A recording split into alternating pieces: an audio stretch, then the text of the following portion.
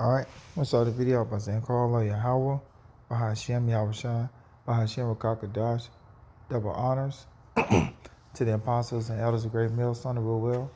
Shalom to you brothers that are preaching and teaching truth worldwide. And I want to say shalom to you, hopefully. And Brother Kayan come back with another lesson. Today's lesson is dealing with Project Megiddo and I think Rex 84. Because we in them times, that things that a lot of stuff that Esau has, on the books, ready for you tribes, for you so-called Negroes, Native American, Latino. Hey, we in that time frame. Hey, if you spiritual, you see, hey, we in a time frame of Jacob's trouble.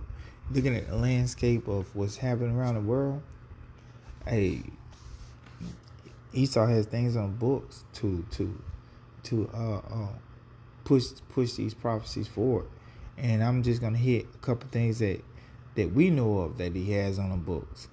So then after that, I'm gonna get a couple scriptures, and that'll be the lesson.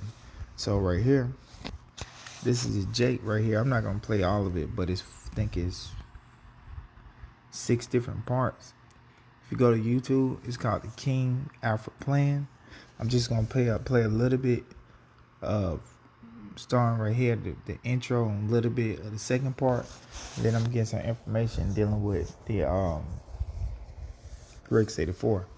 So I'm gonna play a little bit of this, then I'm gonna go ahead and go straight to Project Megiddo, and then wrap up the lesson. So I'm gonna play a little bit of this first.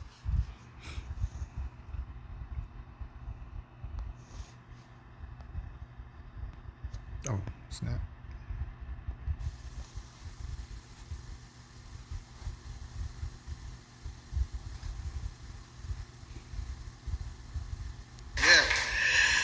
The message for today, brothers and sisters, is entitled The King Alfred Plan. The extermination of blacks in America. One of the things that you should understand, brothers and sisters, before going any further is So if you're currently a beginner that's looking to start fanned the flames of this program when he issued a directive to Congress on May 23rd, 1977. President Carter ordered that a 3-year study on how to reduce the world's population be implemented. This program was... You heard what he said? The president he was referencing said, what, Jimmy Carter?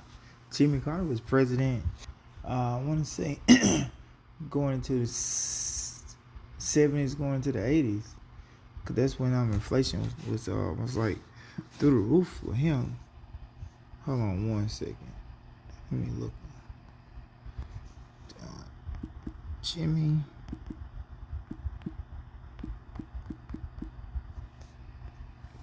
President. Yeah, from 77 to 81. Damn, this goddamn devil 99 years old. Shit. Thought that nigga died. Oh, he's on his deathbed, I think. Alright, but yeah. That's irrelevant. Whether he's dead or alive right now, but yeah, so this is in 77. So he would have been, that's when he's president from. And this said... Study was called Global 2000. The report to the president. I quote from the Global 2000 report. Here's what it says. Quote, that there will be 0 population growth for the whites on Earth by the year 2000. Did y'all hear what I said? Their study said if we don't do something, there will be 0 population growth for white folk by the year 2000. It goes on to say, and in order to preserve the survival of the white race, lands which contain resources that the United States needs must be freed of its population. Brothers and sisters, it's out there in documents, but we are so churchified, we don't know what's going on. Hey, it's true. Jay don't know what's going on. Hey, as Jay said, they so churchified. Yeah, right now people are so, engulfed in, plantation Christianity. They still don't know what's going on. They believing in all this Roman Catholicism. A lot of them believing in the hell doctrine. They believing in the rapture doctrine. They believe in a lot of different things instead of what's right there in front of their face. The evidence, what they say, the proof is in the pudding. Here it is. Sirach 12:10 says, never trust our enemy, but our people do exactly the opposite. They go and run down and trust their enemy. They trust Esau, Edom, so-called white man. They trust them. It doesn't matter what it is, they trust them. From taking a jab to just everyday life, they put their trust in, their faith in all the words of their enemy, from the election on down to the so-called, American dream. They think that if they go to college and get an education, that they're going to be better off in life. But it's countless millions of people who have did that cycle, went to college, got a degree, and a lot of them don't even utilize their degree. Case point, I'm one of those individuals. I did what this devil said, went to college, graduated in 4 years. I don't even use my degree. As a matter of fact, a lot of times I don't even tell people I have a college degree, unless it just so happened come up in like later conversations or whatever. So our people put their trust in him, but hey, it's gonna come back to bite them in the ass. Is this going into this King Alfred plan? Play a little bit more of it. In other words, y'all, they were trying to get you to understand. According to their projections, by the year 2000, which was 2 years ago, there was approximately 6.35 billion people on this planet. How many did I just say? 6.35 billion people on this planet. Approximately 5.2 billion were people of color. Y'all hearing this? In less developed countries, the Global 2000 program goes on to state, water will be polluted in Saudi Arabia, Egypt, and North Africa to destroy the coastal fisheries. The quote, desertification unit. In fact, they had what was called the United Nations Desertification Conference in 1977.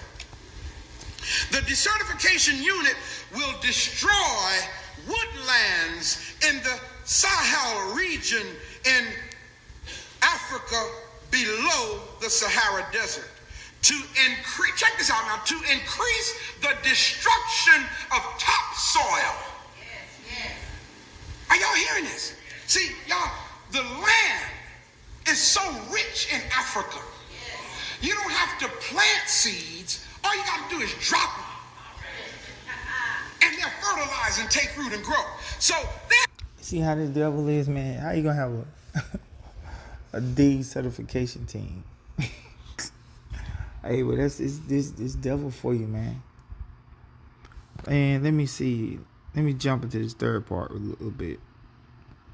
He seems to be a little disgruntled, but when you got people like that supporting the white agenda, it makes you wonder.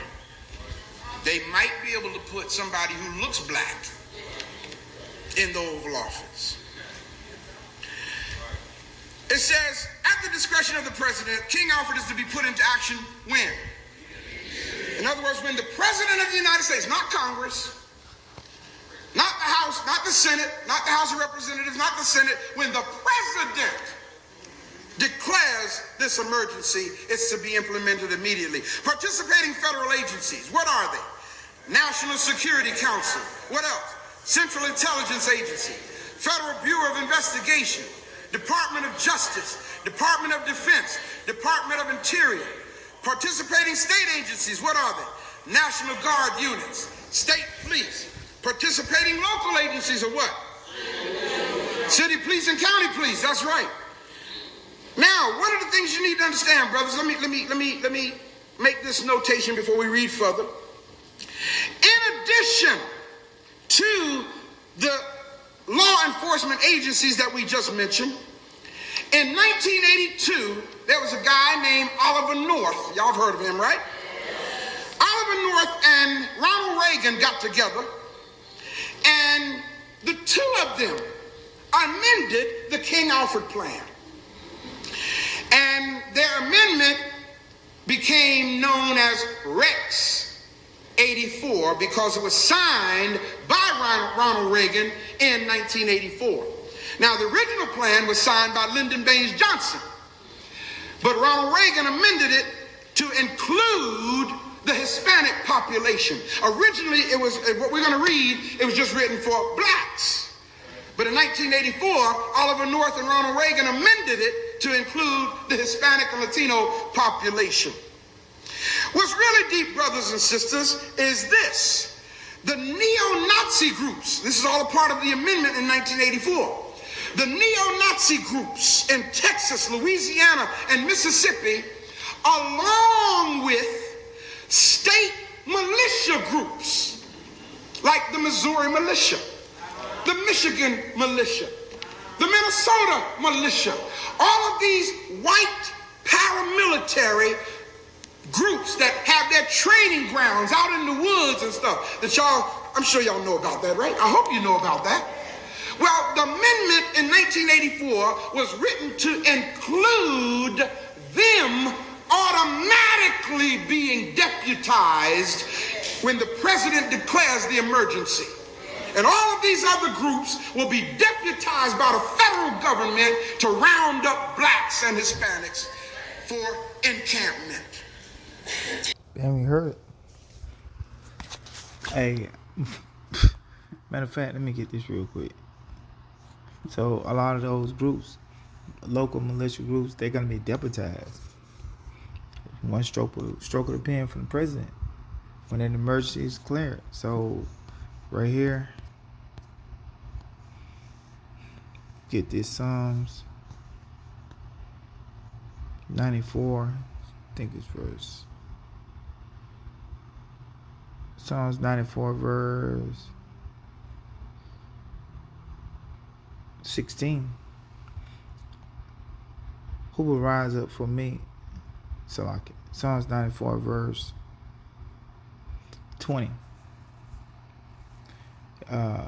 Shall the throne of iniquity have fellowship with thee, which frameth mischief by law?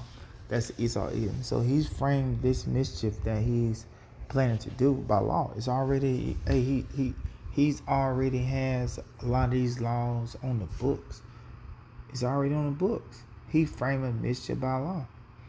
It's the same way going back to now, the CV-19, a lot of the laws that was passed during that time frame, now it can be enacted now because he framed a mischief by law.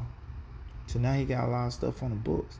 Going back to, as I'm referencing right here, the Rex 84, the King Alfred plan, it was revised. I think, what did he say? Lyndon B. Johnson wrote it, the first draft, but then it was revised by Ronald Reagan. That's why it's called the Rex 84. So all of these, a lot of the stuff that's gonna come down the pipe during this time frame is already on the books. So this devil is already, in his eyes, he's already justified because he frameth mischief by law. As as he was just speaking on right here. So if you want to, see, these 6 different parts, it's called the King Alfred plan. And you just can put in part 1, and then it should lead you to part 1, 2, 3, 4, 5, and 6. So right here. So right here is on Project Megiddo. So if you just go online, this is another Department of Justice, Federal Bureau of Investigation, frame of mischief by law. And this right here is representing Project Megiddo. So, I'll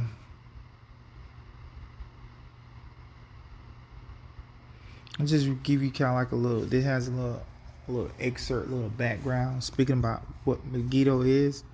So for over 4,000 years, Megiddo is a hill in northern Israel. Has been the site of many battles.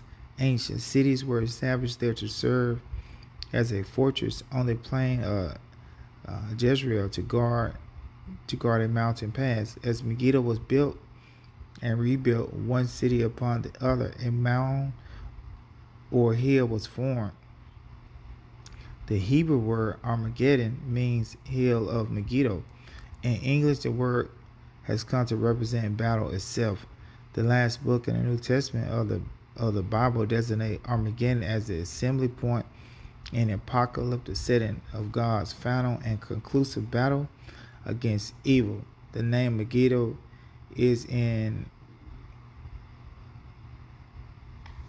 apt title for a project that analyzes those who believe the year 2000 will usher in the end of the world and who are willing to perpetuate acts of violence to bring that end about.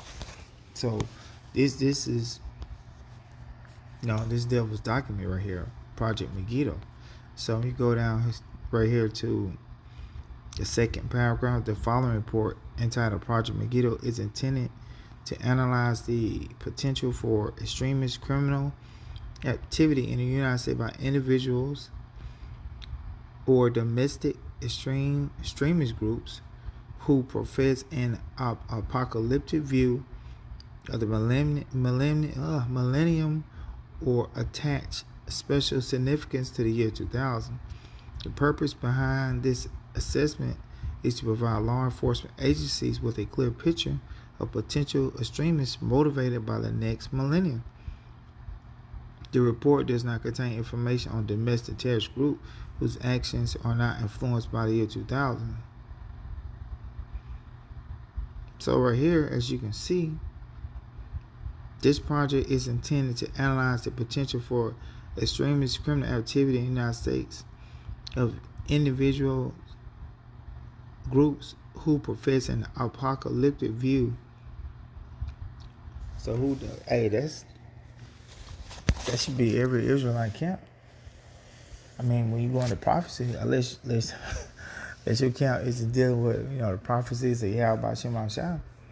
But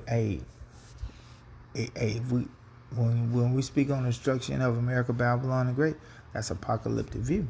So they already have stuff on the book for groups that's speaking about what they call the end of the world. But that end of the world is talking about the end of this current age. Esau, Edom, so-called white man, end of his rulership. That's what we speaking about.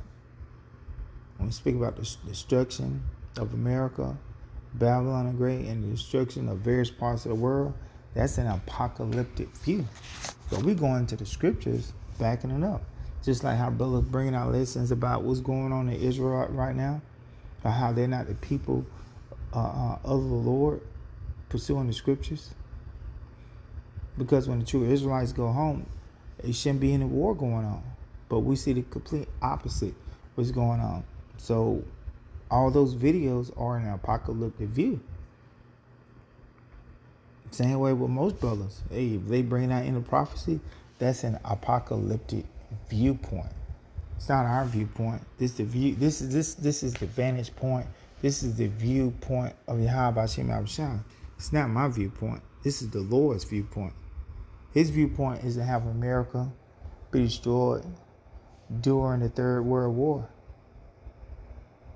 and how the Israelites being saved from the hand of their enemies. That's an apocalyptic view, according to this devil. So we're here.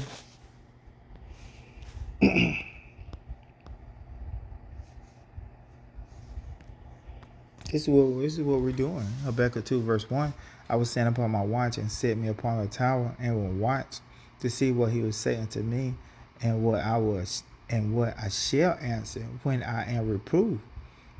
And Yahweh answered me and said, write the vision and make it plain upon tables, that he may run that readeth it. So the visions are the prophecy of the Lord. So the Lord said, write the visions, make it plain upon tables. So our job is to make these visions of the Lord plain, make them easy to comprehend. When we break down what's going on in Israel, what's going on in Russia, when we say, hey, when we bring out the precept of the least, matter of fact, let me get that.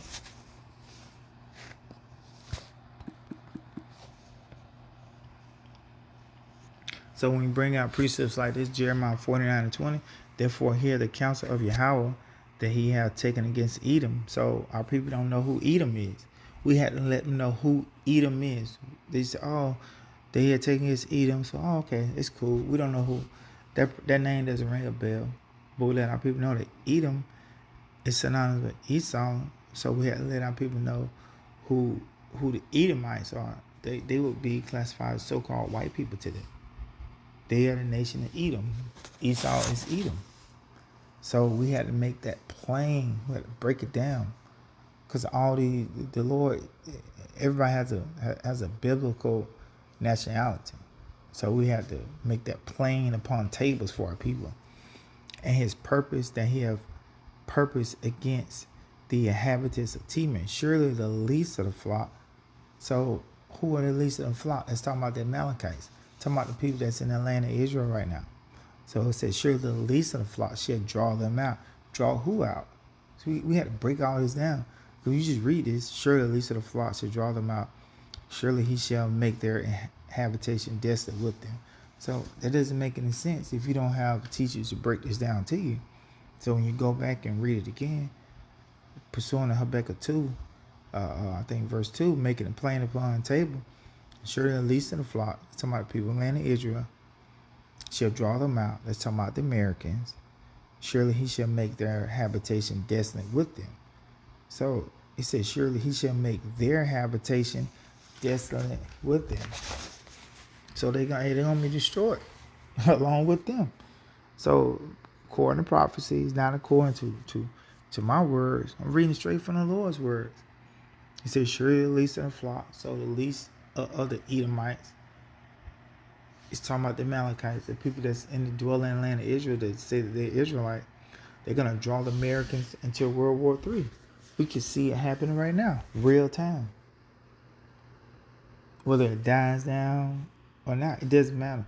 According to prophecy, they're going to draw America, Babylon the Great, into World War III. They're gonna draw them in there to provide assistance, to provide protection for them.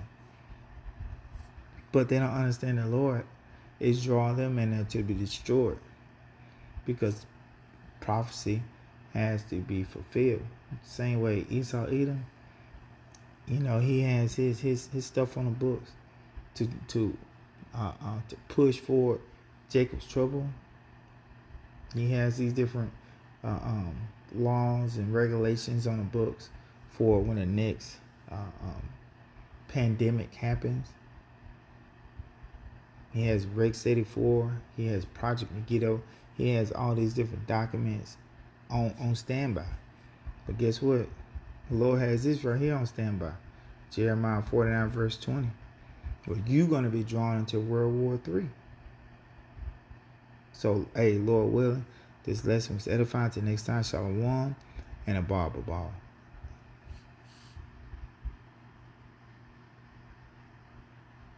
Actually, it's like on that. And he finishes out. Habakkuk 2, verse